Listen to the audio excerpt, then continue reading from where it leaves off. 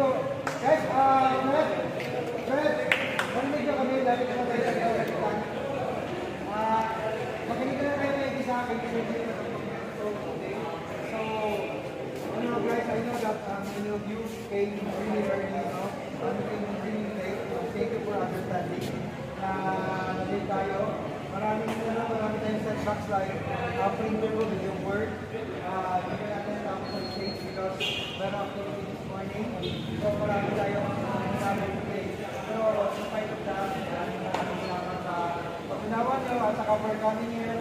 So today, almost more than 30 athletes